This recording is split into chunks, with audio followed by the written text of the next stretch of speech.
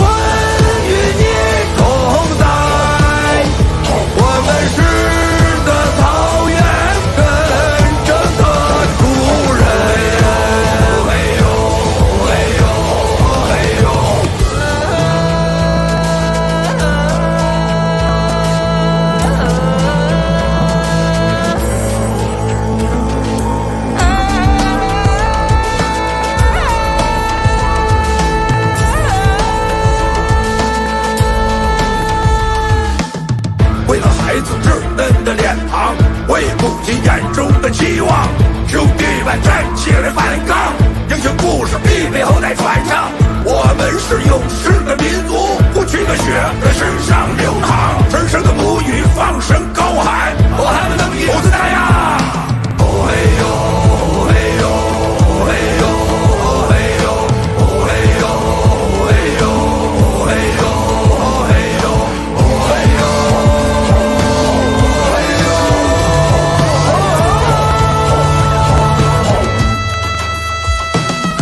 旗帜在马背上，英英矗立在我肩膀，一生在战场，是我的荣耀。嘿呦，嘿呦，嘿呦，伟大的长生殿，我的魂与你同在，我们是的草原真正的主人。嘿呦，嘿呦，嘿呦，我们是的草原真正的主人。嘿呦，嘿呦，嘿呦，我还们能比猴子大呀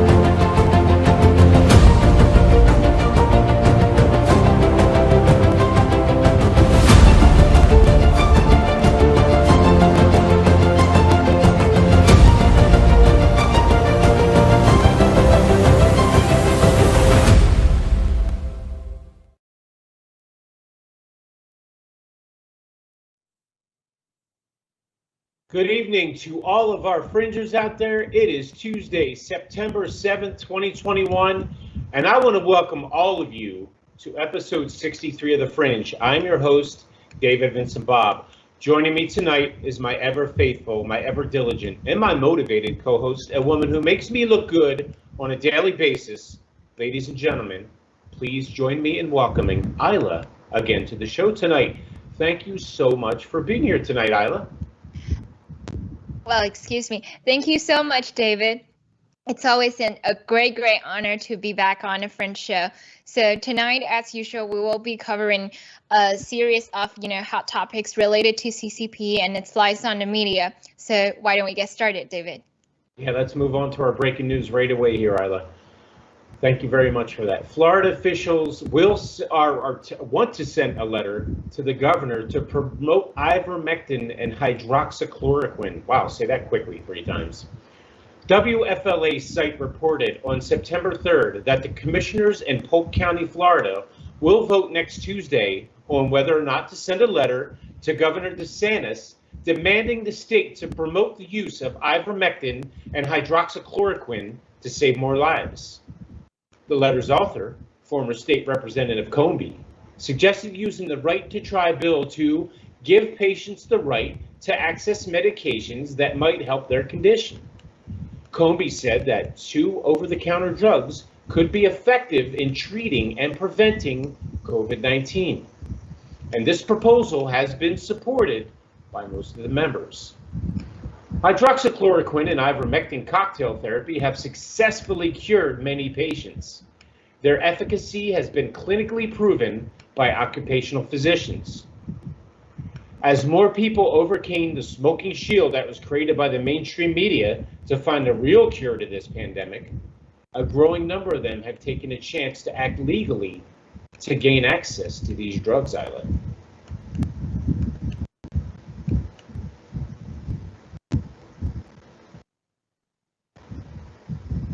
Sorry about that, our frienders, and thank you, Chris, for reminding me.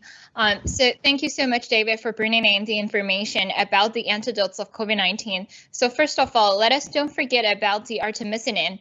Mr. Malsquall had listed out many antidotes for the COVID-19 for the CCP virus in the past live streams. First, because of the hydroxychloroquine, right after it's ivermectin, and now it's artemisinin. So for all of these antidotes, please consult your doctors in regards to the use of this medicine and in what conditions you need to take. Obviously, we have Dr. Zelenko on together on our social media platform. These are all great resources for people to get to know about the medicine and its use and effectiveness.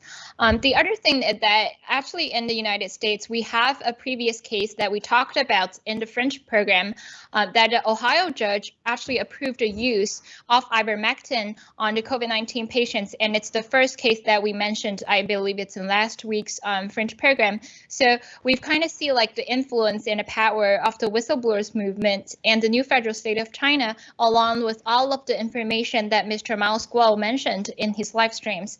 So folks, please do remember about the importance of spreading out the truth.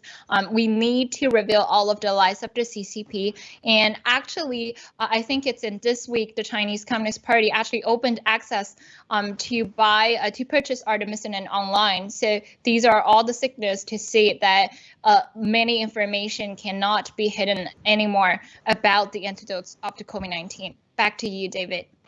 Yeah, that's right. And you said something important there, Isla. It was, follow your doctor's advice. But the problem is that doctors aren't going to give the advice that we want to hear sometimes. And people want to buy these medicines and want to use these medicines in lieu of getting a respirator shoved down their throat and dying, because 75% of the people do. So there's a real battle going on with that, Isla. As much as we want to follow our doctor's advice, I can probably almost guarantee you that most doctors aren't going to say, take the ivermectin. They're definitely not going to tell you to take ivermectin. Here's one thing I want to say about that, though. There was a blow up of, this is kind of a two-parter. You're going to hear what happened, and then I'm going to tell you what really happened.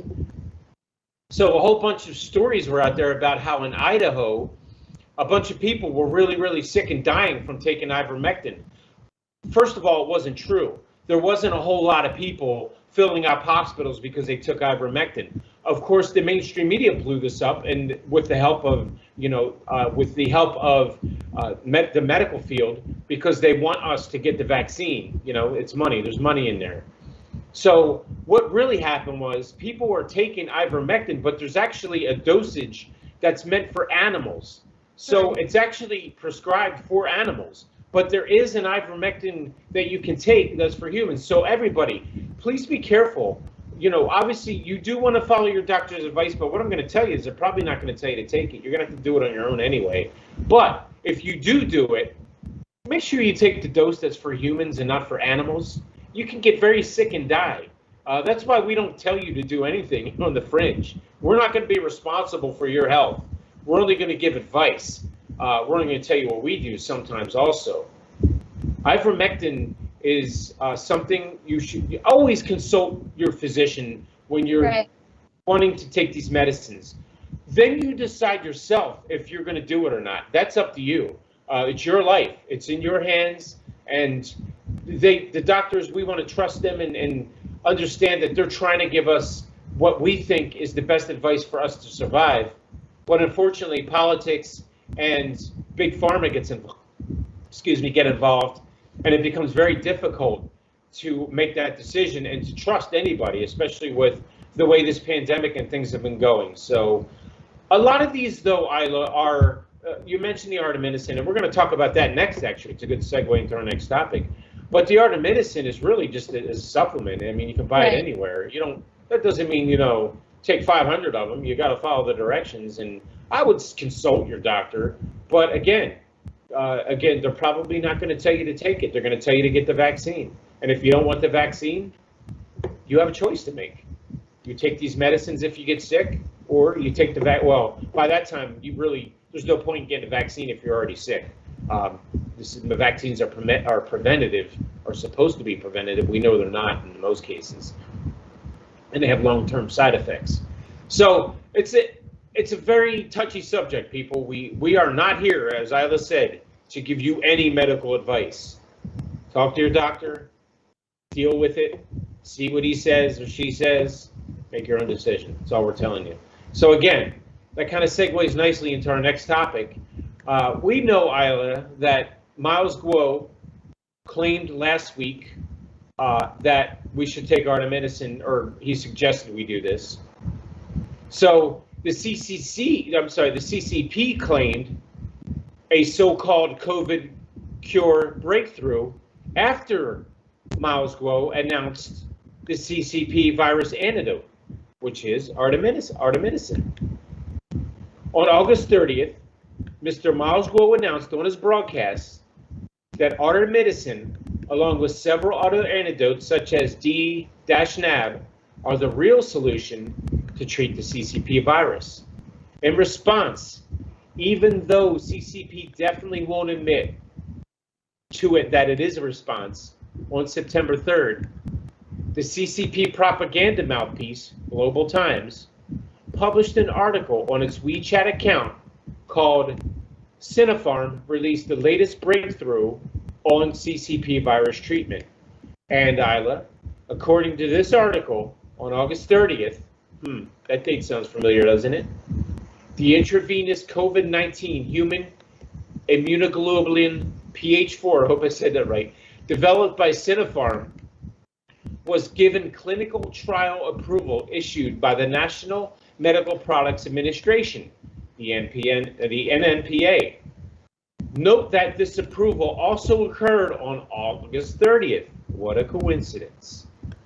The CCP claimed it is the world's first new COVID-specific treatment drug prepared from human plasma after immunization with the COVID inactivated vaccine, and it contains highly effective SARS-CoV-2 neutralizing antibody. The CCP also said it is reported that this product is unique in the world, and there is no other manufacturer in the world carrying out clinical application of intravenous COVID-19 human immunoglobulin based on plasma after immunization with COVID-19 vaccine that is already on the market. Plus, the CCP added that there still is a lack of specific treatment or drugs for COVID-19. And this is totally the opposite of what Mr. Guo mentioned on August 30th, that CCP already has several kinds of antidotes, including artemisinin and D-NAB. Is it one of the antidotes that the CCP secretly owns? It's hard to say for now. The CCP is mafia-like, as we know, organization that has already fallen into the Tacitus trap. So it is so hard to believe anything they say. As we know, they lie often. Time will tell whether this COVID cure breakthrough is indeed true or not. Most importantly, though, regardless of the contents in this propaganda article, the timing itself is rather telling. Only a couple days after Mr. Miles Guo broadcast on CCP virus antidote, the CCP has already released two related articles in response.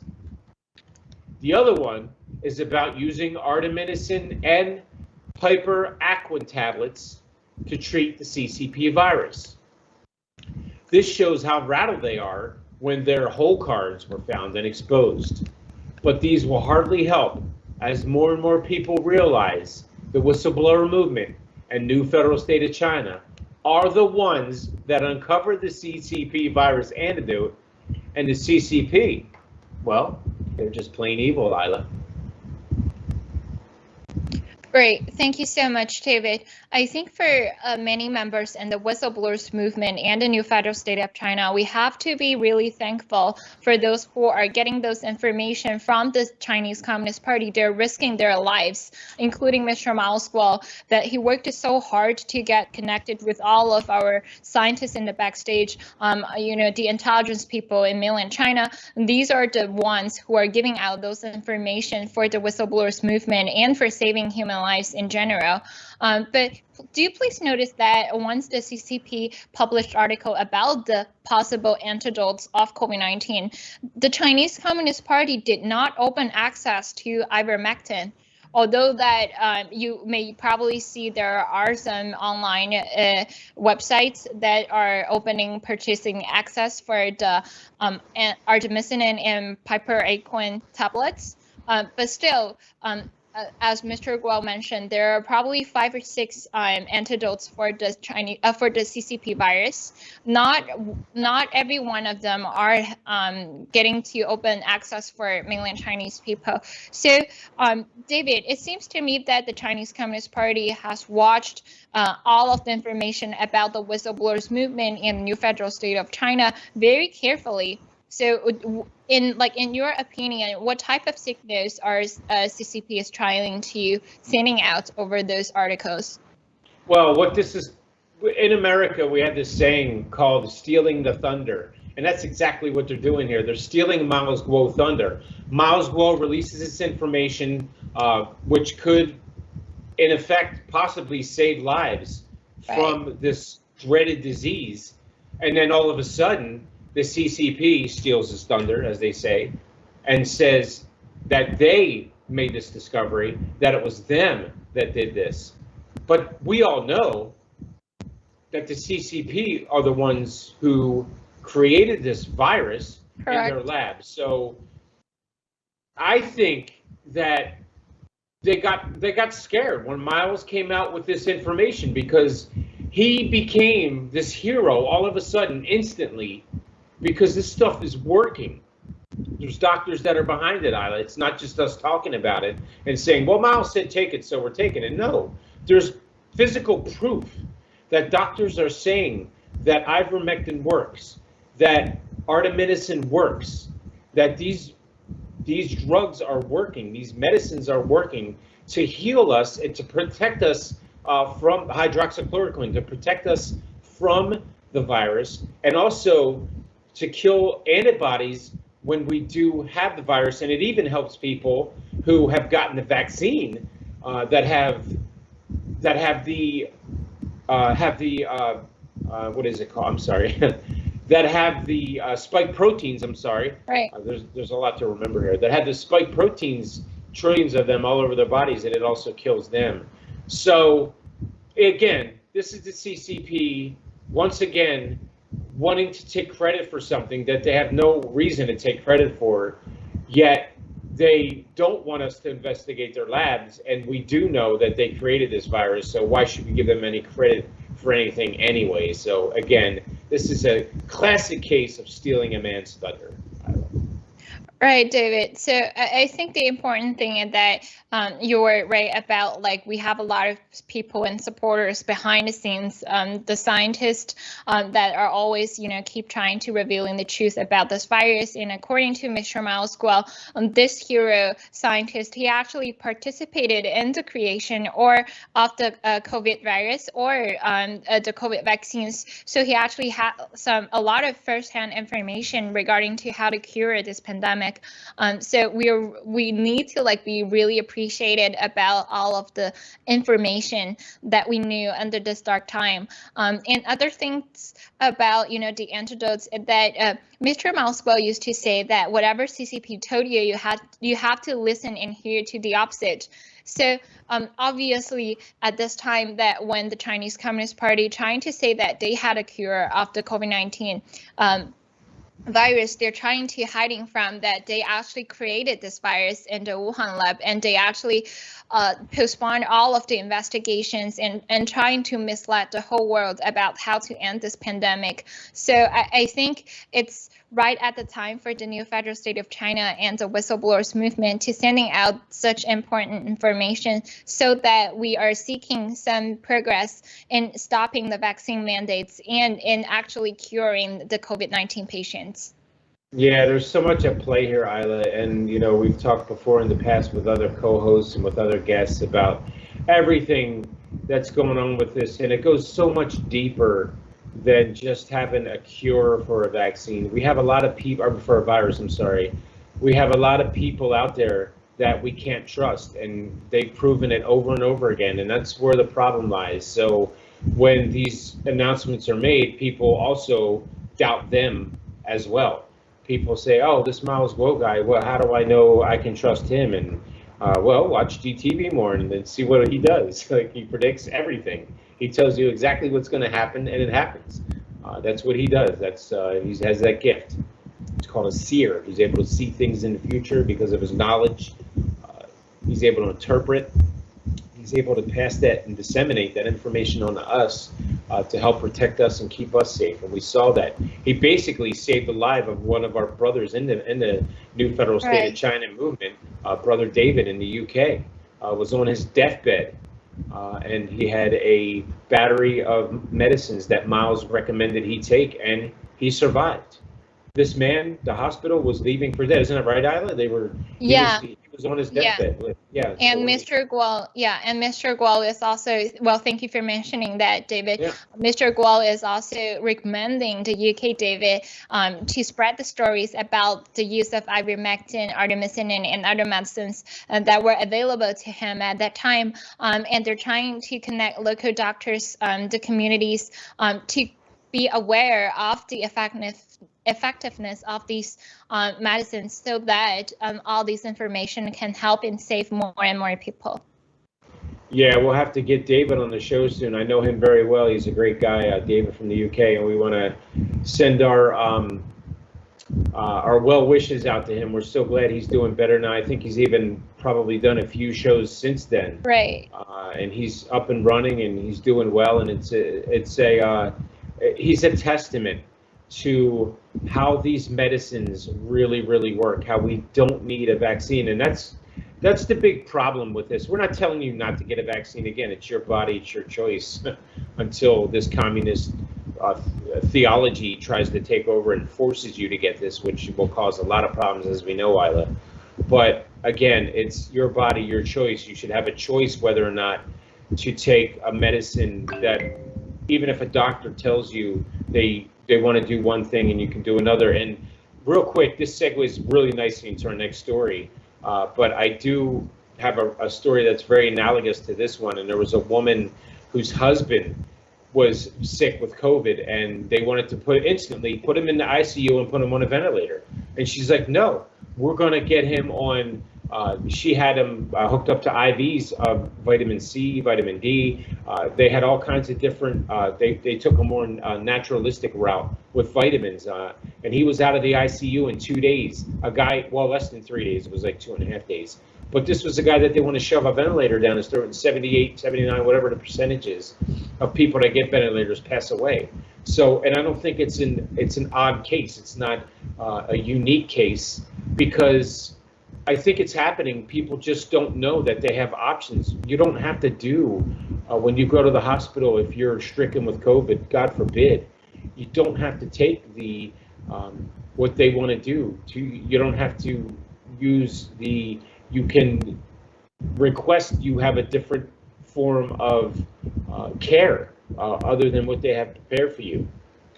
So again, along with that, another story very similar to that is there's a woman who is suing a medical center and demanding her mother because she demanded that her mother, first of all, be given ivermectin.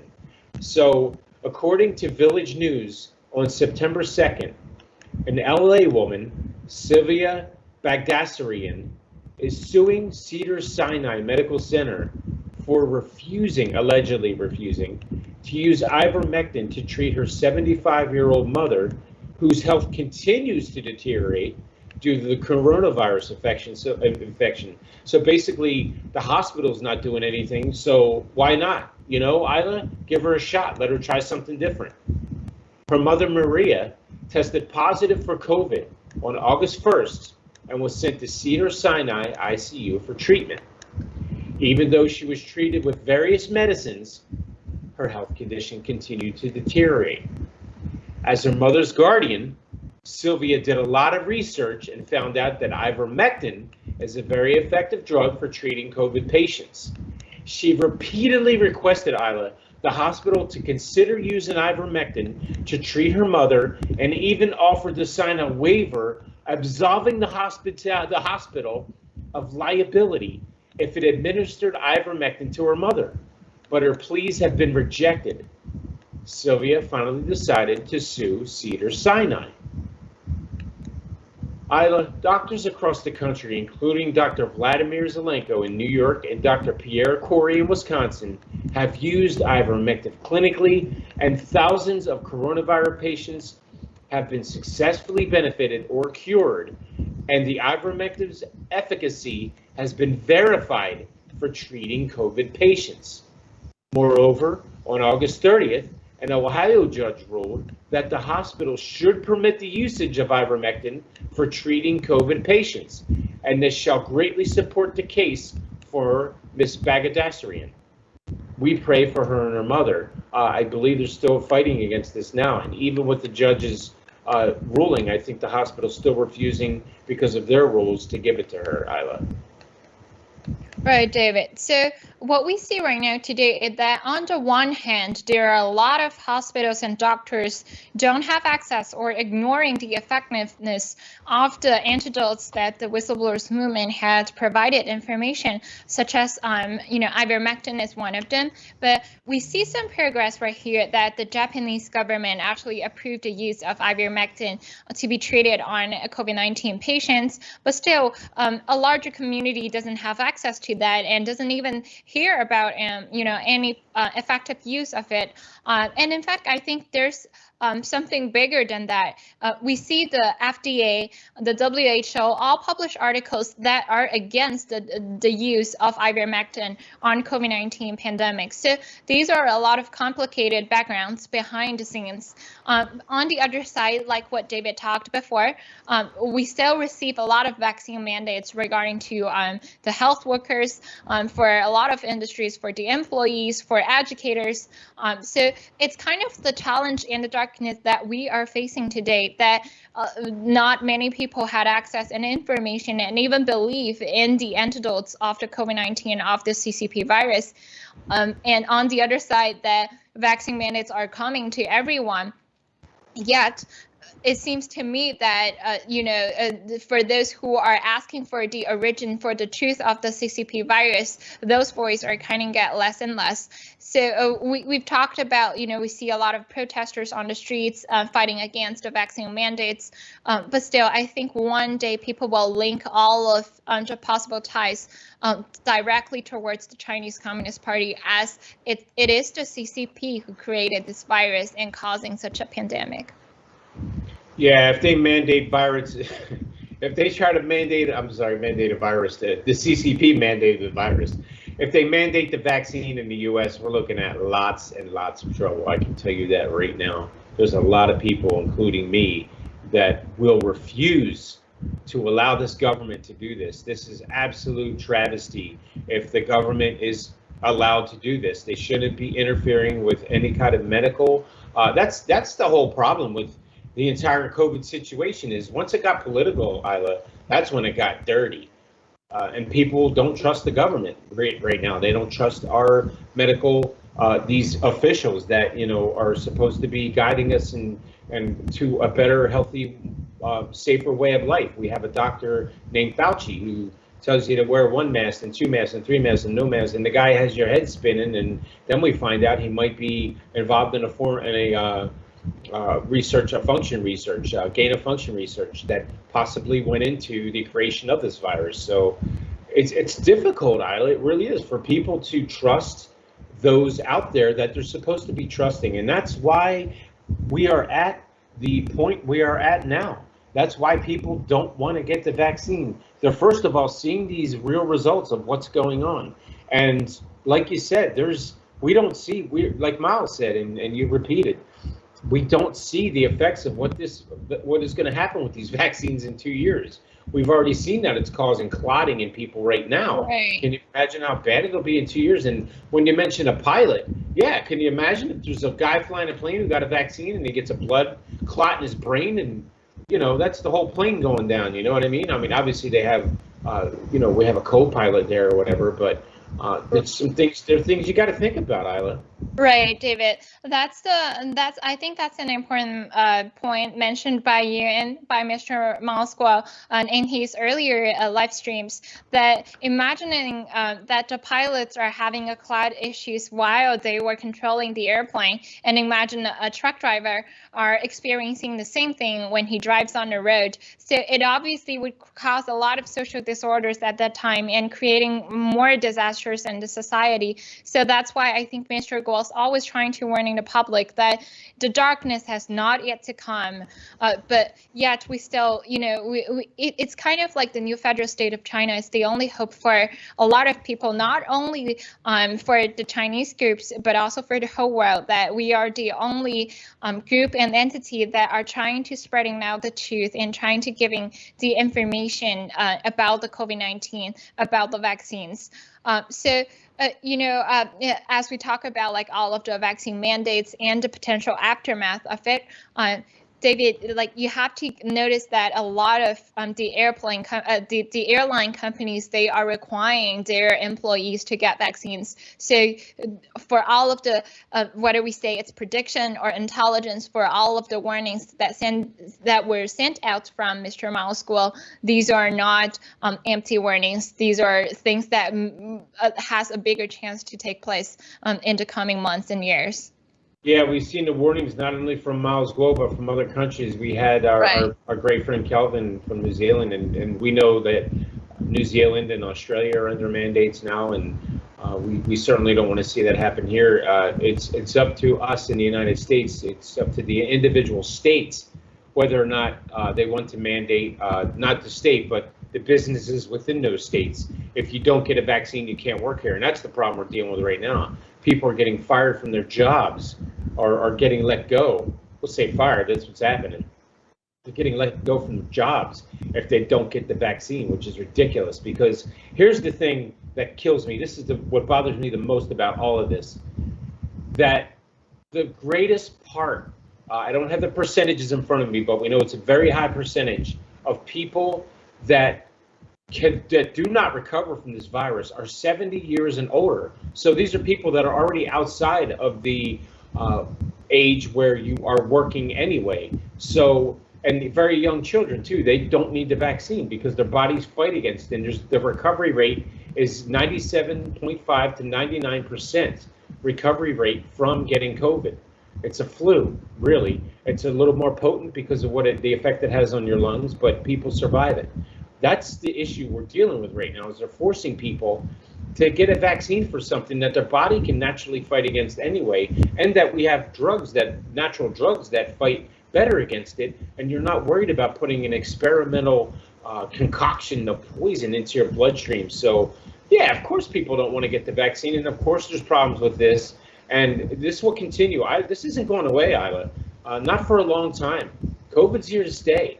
It's going to be another one of those viruses that's around, the flu. It won't be as prevalent in the future as it starts to dissipate, because people do realize, well, maybe it's, our bodies can fight against it, and we start taking these medicines like ivermectin and artemisinin and things like that. But that's something to think about, and that's the problem with these narratives that are being fed to people in America and all over the world. So we need to be really careful about that, because what's going to happen next is they're going to mandate. And again, they can't press this issue enough and can't talk about it enough. When they start mandating, that's when you're going to have real problems. You talk about having protests right now, you're going to have revolts if that happens. So we're going to kind of switch gears here. Like you and I, Isla, for the past couple episodes now, have been hitting this coronavirus really hard, and we're probably going to talk about it before the end of this. It always comes up in something. It's such a centralized part of our lives, unfortunately, right now. But we want to talk again about the Zhengzhou flooding. We haven't talked about this in a little while, but there's been some breaking news about it. And what's happening now in China is no one is held accountable for the Zhengzhou floodings. Go figure, Isla. Yet officials are punished for ineffective epidemic prevention.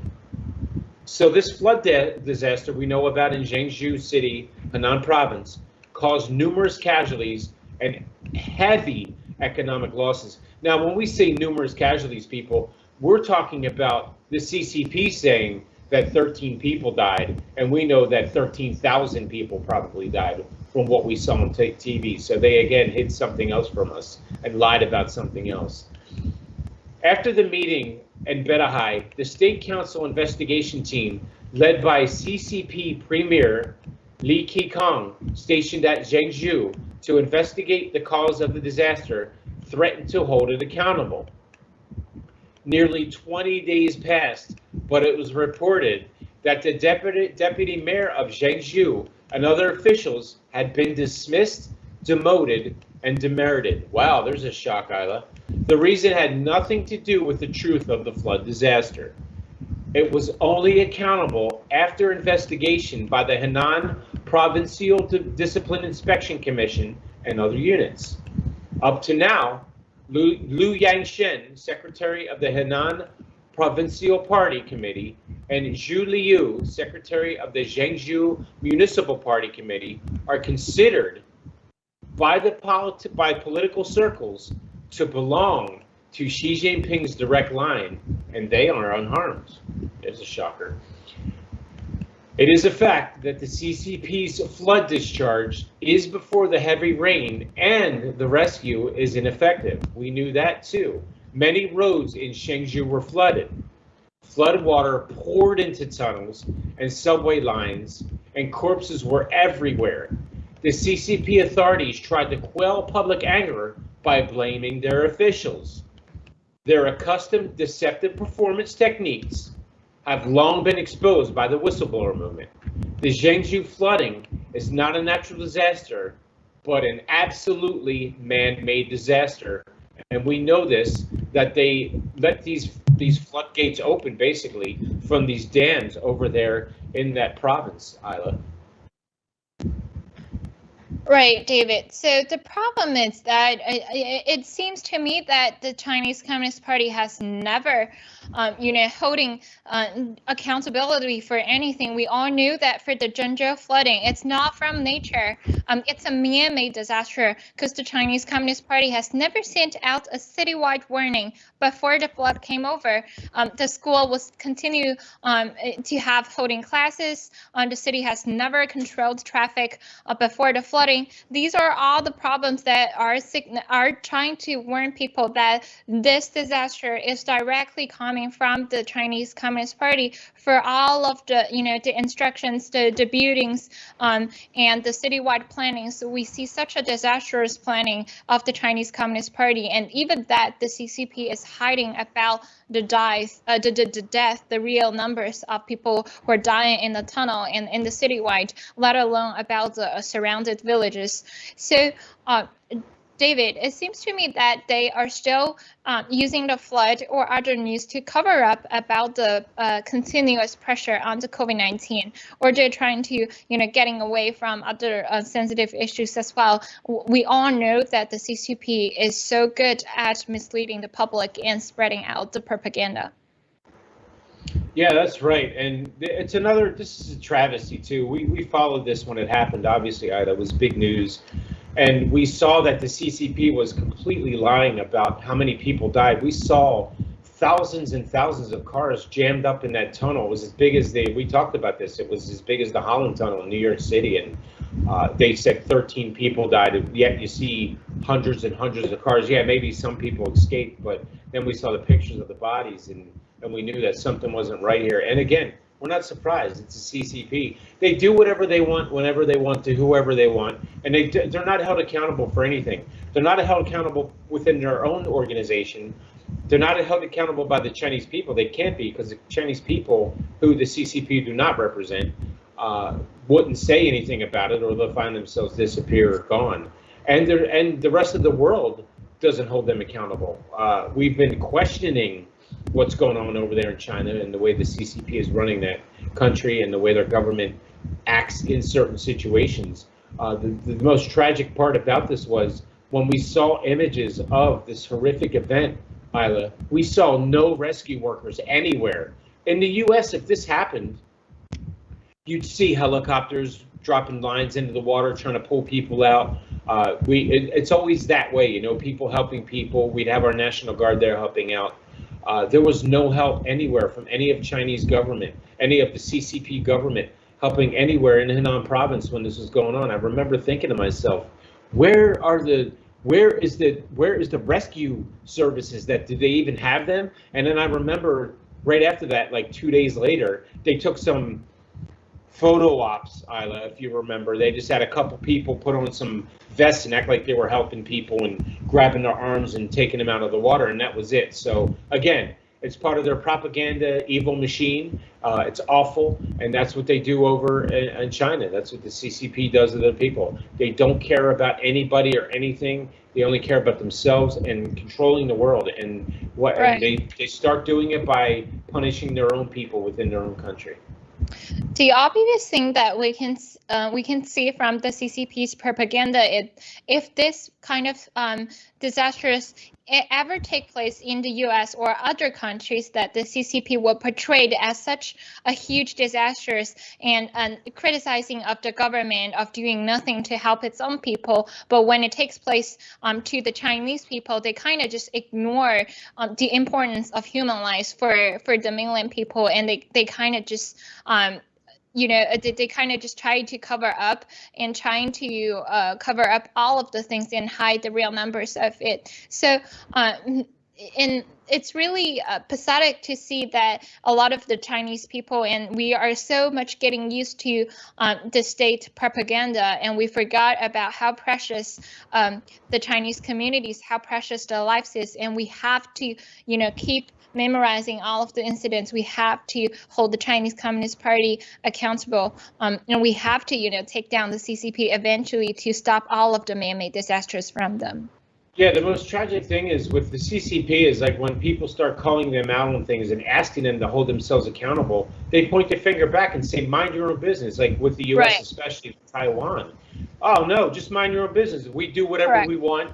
Taiwan's none of your business, America. We're not going to we're not going to let you interfere. So worry about your own country. We talked about the creation of the virus in the Wuhan lab, the Wuhan Institute of Virology, and they pointed the finger back to the U.S. and said it was created here first, which we found out just might be true, actually, that Fauci had something to do with it. But regardless of that, you have to take responsibility for what's happening in your own country. And when you do things against your own people that are this evil and this deceptive and this non-humanitarian, of course, other countries are going to start asking you to be held accountable for what you do. So again, the Communist Party doesn't care. The CCP does not care about their own people. They care about taking over the world, and that's it. And they'll do anything. They will step over top of you to get there because that's their goal. And the CCP now is fighting fiercely, as scholars mention, common poverty against what Xi Jinping is calling common prosperity. So you and I talked about this, I believe, on the last episode. Xi Jinping comes out with this common prosperity where everybody's going to prosper equally. And actually very smart scholars who are more in the know about how the CCP really acts mention that actually your common prosperity should be called common poverty, Xi Jinping. So Zheng Weiyang, a professor at economics at Peking University, published a related article at the China Economic 50 Forum on September 1st, Isla, and he pointed out that the decline in entrepreneurial enthusiasm of China's wealthy people and entrepreneurs will affect job opportunities, consumers, and philanthropy, and cause the country to move back towards common poverty, opposite of what Xi Jinping's saying. In recent years, the CCP has used various measures, such as anti-monopoly and tagging, to suppress private enterprises. In August this year, Xi Jinping's speech on common prosperity has caused the society to panic about reallocation of property. So in the face of the CCP's strict control of public opinion, it is rare that well-known domestic scholars dare to antagonize Xi Jinping's common prosperity. The only explanation that is a concrete manifestation of the CCP's fierce internal fighting. Common prosperity is a good excuse for those in power to clean up political opponents, plunder opponents, and their private wealth. It will inevitably cause opponents to counterattack. This time through public criticism from academia. It is the opponent's public opinion counterattack. With the advancement of the CCP's Cultural Revolution style movement in the field of politics, economy, and entertainment, the CCP's internal struggle will become more and more fierce, which is what we want to see, Isla. We want to see them fighting from within, of course. This is also an important part of the CCP's destruction of the CCP, and we will wait and see what happens there, Isla. Right. Thank you so much, David. I think we've discussed about the topic about the common prosperity that was promised by the CCP, but obviously it's a fake promise, and it's also a propaganda for misleading the Chinese people to work for the CCP high officials' families so that they can take away your property, they can take away of your wealth. We see all of the bankruptcies in mainland China. We see all of those entrepreneurs who collaborated with the Chinese Communist Party before and got disappeared in the past 2 to 3 years and within the couple months. All of the things that we see today, there's no common prosperity under a Chinese Communist Party regime. There's never such an achievement. But the only way that the Chinese Communist Party are promising the prosperity, because they want to take over your wealth, they want to take over the property that you have.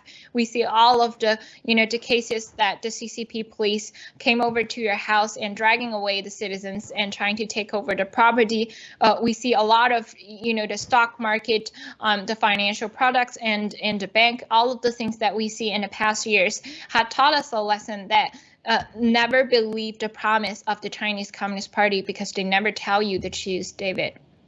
Yeah, when you hear them talking about common prosperity and you see what's really happening over there, it's kind of, it's a no-brainer to see that they're lying about what they're talking about. You just look at the conditions in some of the regions of China. I mean, obviously there are some beautiful areas like Shanghai and places like that, Beijing, but what really is going on here, and we've talked about this before, is we really have no idea, because they lie so much about everything else, how much money this government really does possess.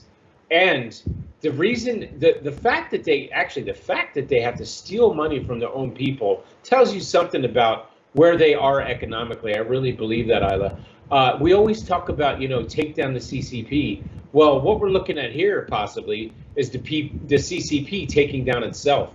They've already run their course. They've tried so hard. China has been behind the times for so many years, and now that they feel like they've become this economic power, which in some instances they probably are, but not overall. I really don't think they are. I think they're hiding a lot about what's really happening internally, and there's a lot of strife, as we know, internally. So again, take down the CCP, let them take down themselves. The Beijing Stock Exchange is another great way to piggyback on all this, and the Beijing Stock Exchange itself accelerates the demise of the CCP.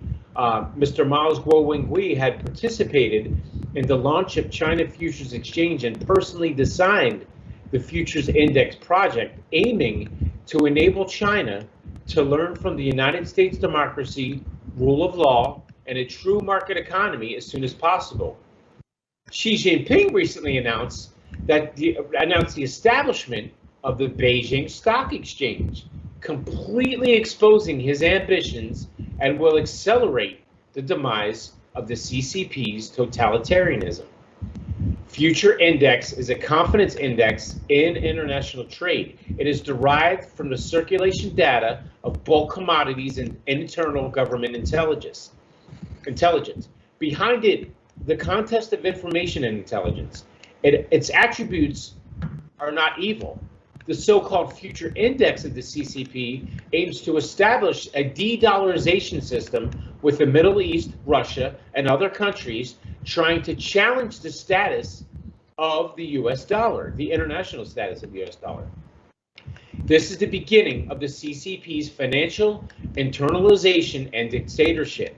The CCP's virus unrestricted war has plunged the world's economy and social order into extreme depression and turmoil, as we've seen here definitely in the United States, Isla. The Beijing Stock Exchange, planned by Xi's forces, aims to forcibly and internationalize the CCP's interest in an attempt to do a two-pronged approach to further destroy the Western economic order. Through Xi's administration, the accelerated Zhong'an New District project was completely aborted. The control of Lufax, which determines the financial stability of the CCP, is still firmly in the hands of the Zhang family, the Zheng family, and the Wang Qishan. Faced with the crunch of the CCP's internal rolling pin economy and the rising calls for attacking Taiwan, Xi Jinping's current round of financial operations is actually a helpless and powerless struggle.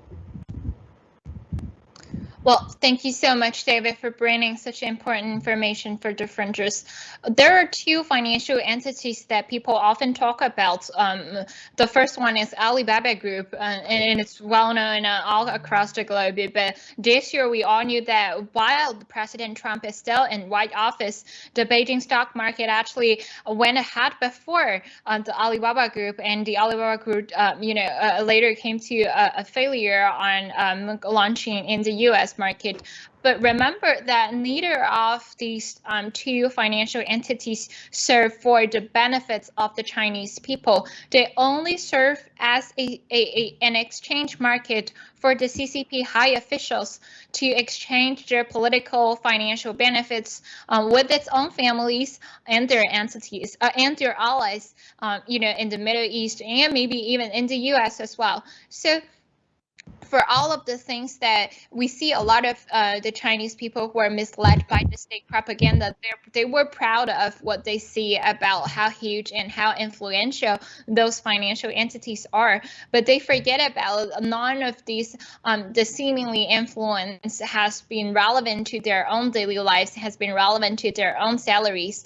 So, the goal for the Beijing stock market is to hit the US dollar system, is to attack the USA via financial ways. So, David, it seems to me that the CCP had such careful and a general whole plan to attack the world and to taking over for world domination.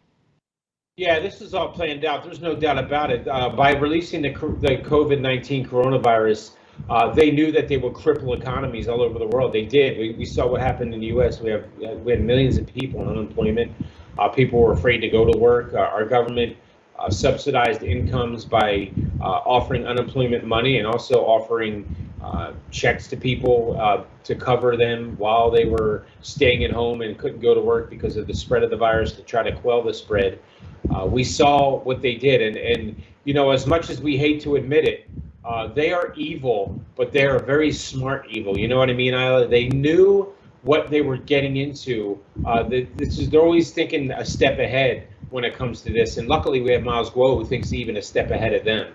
So that's one thing we deal with the CCP is when you really dig down deep and you get to the core and to the root of what they want to do, which is obviously world domination. You can see that all these things that are happening were it's like a chess match. They were well planned out principles and actual events that they put into place that they knew would end up having the effect that they're having right now. They knew that the U.S. was going to be crippled economically with the coronavirus. They probably put all their money into that basket and said, I know this is going to happen. If we send the coronavirus over to the U.S., they're going to lock down everybody. They're going to dip into their funds and, into their money, into their bank, into the Federal Reserve, which we've done. The debt ceiling is going to have to be raised again, and they're going to try to cripple us economically, which is what they did.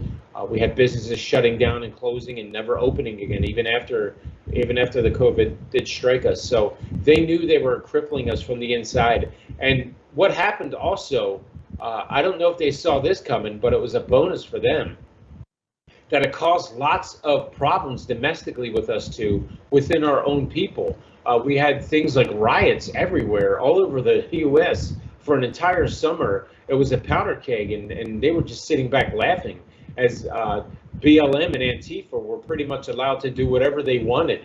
And because we have such a weak government in place right now, they bowed down to these people and gave in, and it played right into their propaganda, into this movement that they wanted to make us weak from the inside. Because again, I'll say this, and I've said it before, if you're weak from the inside, you're so much more vulnerable from the outside.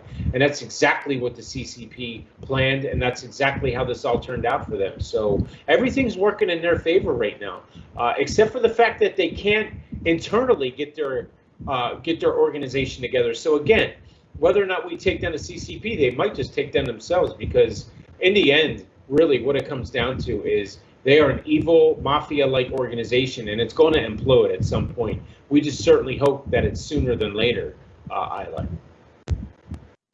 Right, David. So, as we just talked about, like, for all of the things they did for their own sake of like benefits, they never care about the human lives of the Chinese people, and they won't care about the prosperity and the living standards of the Chinese people, neither. So for all of the things that we see, it's kind of, to me, that the CCP has went on the road of being more and more crazy, and more people are in the process of waking up and understanding the nature of the Communist Party. To me, it seems to like that, David. Yeah, so we're going to move on to our very last segment here, and revealing the CCP's propaganda manipulation. So Dai Zhu is a colonel in the PLA. For my fringers out there that don't know, the PLA is the People's Liberation Army, is the Chinese Army, Air Force of China, and a strategic analyst in the China Energy Fund Committee, cited a book of The Global Trap, Globalization, and the Assault on Democracy and Prosperity. It documented that Gorbachev Foundation, funded by the U.S., invited more than 500 global leading politicians, global business leaders, and scholars to attend in the 1995 World Forum Conference held at Fairmont Hotel in San Francisco. Xu continued, they discussed the idea of globalism and how to lead humans into a new century by splitting the population into two social classes, 20% of the elite population and 80% of the trash population. They also suggested two ways to solve the problem of overpopulation. First method is called Brzezinski's Tedetainment. It is a way to abandon and segregate the useless, impoverished, and trash population who should not be allowed to participate in any mainstream civilized activities. Basically the poor people, whereas the top 20% of elites offer economic leftover for the rest of the world who would struggle for survival on a daily basis. You know what this sounds like, Isla? This sounds like what we were talking to our good friend Kelvin about, transhumanism. The second method is to exterminate those 80% of the trash population by high technology.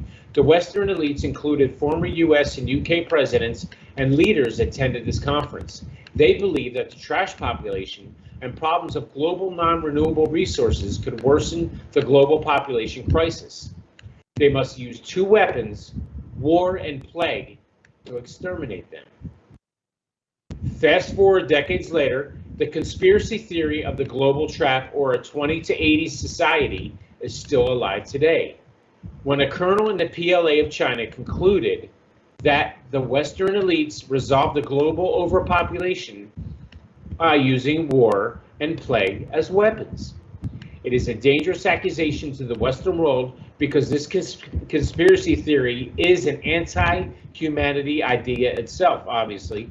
Living in a totalitarian regime, Chinese people are bombarded with a nonstop deluge of the CCP's propaganda. The CCP controls cyber media in order to fool and brainwash people.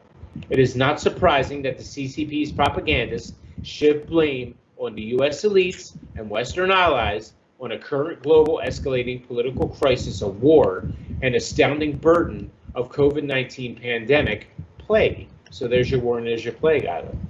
However, the CCP deserves much blame for the current global economic downturn as a result of the direct impact of COVID-19 pandemic, in which coronavirus is manufactured as a biological weapon and originates from China.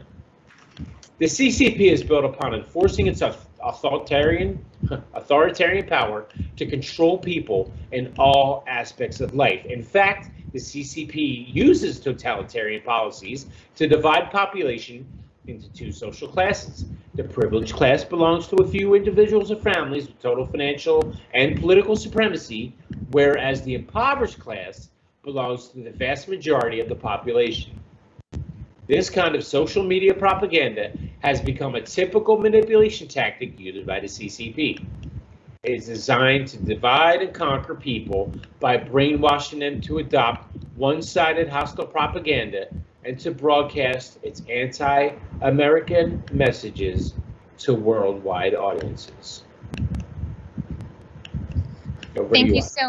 Thank you so much, David. We all know that the common strategy of the Chinese Communist Party is trying to mixing the group of the CCP and with the the Chinese citizens. But obviously, what the whistleblowers movement and the new federal state of China are trying to separate the Chinese Communist Party from peaceful loving, freedom loving, pro-democracy Chinese groups, so that we are helping the other groups and communities to understand that not every Chinese believes in the Chinese Communist Party. Not everyone belongs to the CCP. That's first one important things.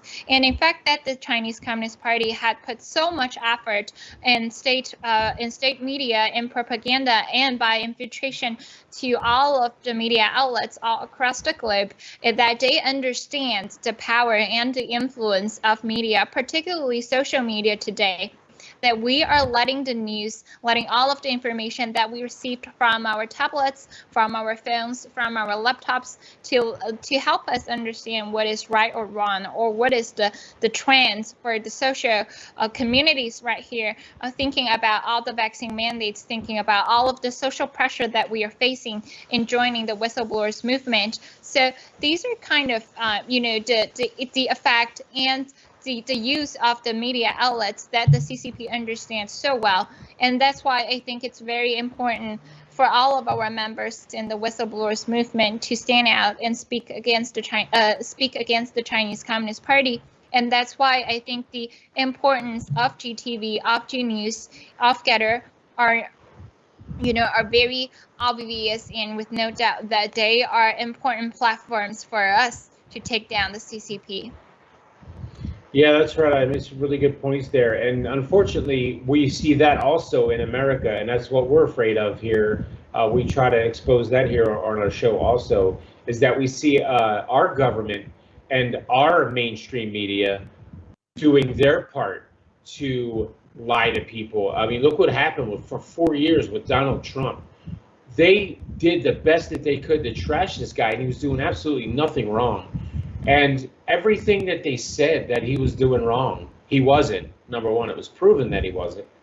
And then they turned around and did the same exact things that they said he was doing, which he wasn't. It's an amazing, sickening, twisted ideology that we have going on with the left. And all we really want to see, Isla, you and I know this for a fact, is we just want to see these people stop fighting like babies and meet in the middle, have some kind of way that we can meet in the middle of the aisle and start working on ourselves and fix ourselves from the inside so we can be stronger to protect ourselves from those on the outside. And we have a lot going on right now, Isla. I mean, this stuff isn't going away. We let in hundreds of thousands of illegal immigrants through the southern border, and now we have something like 65,000 Afghanis coming through with no place to stay. And we already have an economical problem here in the U.S. There's a lot of things happening right now, and I don't see it getting any better per se at this moment. we'll have to just wait to see how this all pans out. But we're in the middle of some really disturbing times, a lot of turmoil going on, not only within our own country, but all over the world. And we know that the CCP is fighting within themselves. So I think it would be smart for our government to start uniting instead of having this side of the aisle and the other side of the aisle. Try to be more moderate and meet in the middle and come together and fight together as a nation against them. Because fighting amongst ourselves, it does nothing except for, again, make us weak. And if we, pulling out of Afghanistan, the CCP is laughing at us. They're saying this country's we're worried about this country. They can't even beat a bunch of people that live in a desert that have no weapons. And instead, what we do is we pull out and give them all of our weapons. So there's a lot that we have to be accountable. We have to be held accountable for too. We need to fix the U.S. from the inside first, Isla, before we can have the strength to go out and take care of what we need to take care of internationally. What do you think about that? I think you were particularly right about the infiltration was not just limited to mainland Chinese people. It also, the CCP kind of sends out all of the infiltration through BGY plan in Taiwan, Hong Kong, and right now we see problems within the United States as well. But I think there's also, at least for the U.S. citizens, for people who are living in the U.S., they have a chance to realize the problem and they have the room for another voice.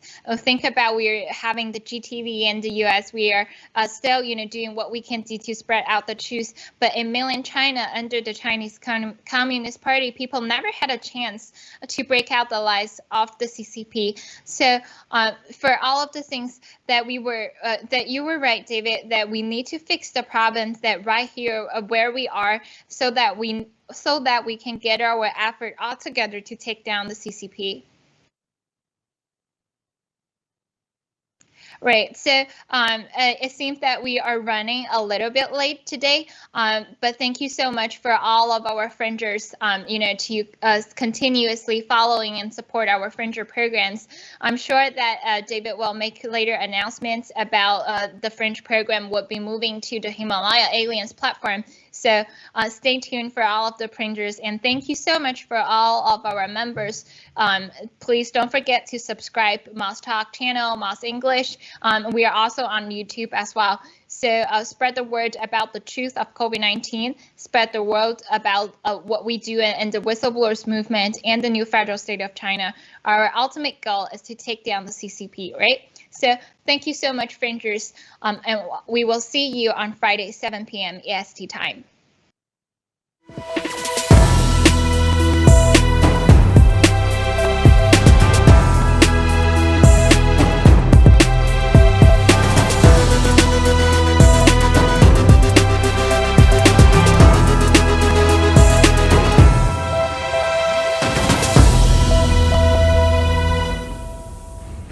他们的恐惧是我们的武器，我们的胜利。谢谢了，兄弟姐妹们，你们健身了吗？行动，行动，行动！中共，你完了 ！Take down the CCP！For the games you want to play, bring it on and I will fight to the end. Just watch and see. It's all started, everything's begun, and you are over. Cause we're taking down the CCP. Spread the word all through Hong Kong. We will fight till they're all gone. We rejoice when there's no more. Let's take down the CCP. They have all lied for too long. We will end what they do wrong. Spread the word all through Hong Kong. Let's take down the CCP. Let the bullets fly a little longer, and you will surrender. Let the bullets fly a little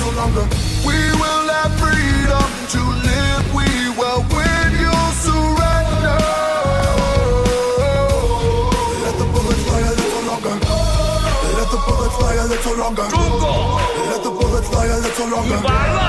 Let the bullets fly a little longer. 中共，你完了！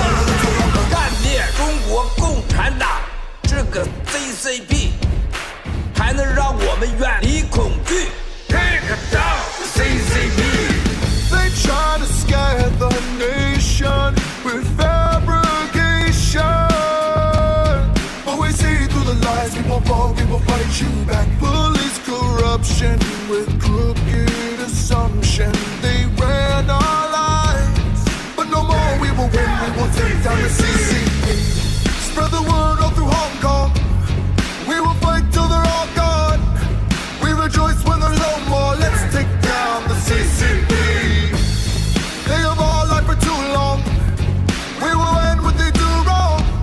Spread the word all through Hong Kong. Let's take down the CCP. The bullets fly a little longer, and you will surrender. Let the bullets fly a little longer. We will have freedom to live. We will win. You'll surrender. Let the bullets fly a little longer. Let the bullets fly a little longer. 站起来吧！ Let the bullets fly a little longer. 站起来吧！ Let the bullets fly a little 为 longer. 奴役的人 Let 们 the bullets fly a little longer. 行动！ Let the bullets fly a little longer. 行动！ Let the bullets fly a little 你 longer. 完了 Let the bullets fly a little longer. ！Take down CCP。 Bullets fly a little longer, and you will surrender. Let the bullets fly a little longer. We will have freedom to live. We will win. You'll surrender. Let the bullets fly a little longer. Take down Let the bullets fly a little longer. Take down Let the bullets fly a little longer. Take down Let the bullets fly a little longer. Take down Let the bullets fly a little longer. Take down Let the bullets fly a little longer. Take down Let the bullets fly a little longer. Take down Let the bullets fly a little longer. Take down Let the bullets fly a little longer. Take down the evil CCP.